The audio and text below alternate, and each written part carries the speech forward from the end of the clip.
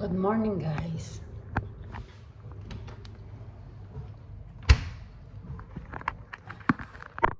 Ayan, good morning, guys. Magpapansit ako. Just repolyo, pahabao. Ang tawag ng pahabang ano dito sa Espanya, Juliana. Pahabang pagtagtag. Pansit de verdura, walang pansit. Tingnan mo. Fino na asparagus.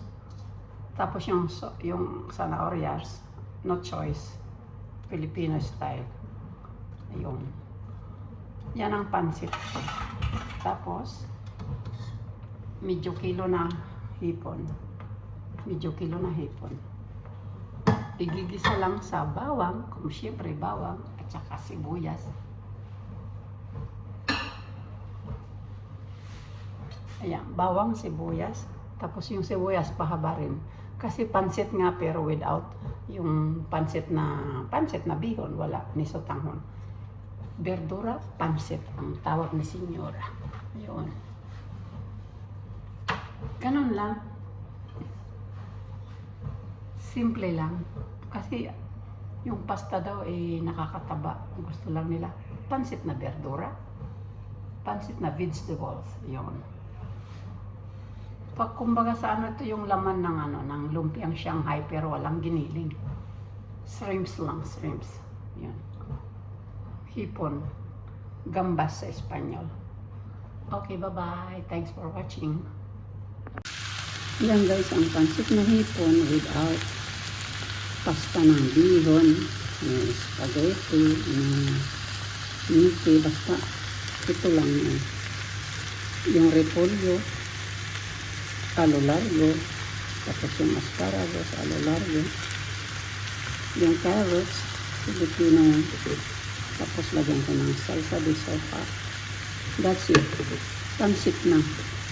Ayaw ng miso tanghon na ayaw nila ng mga ganong produkto.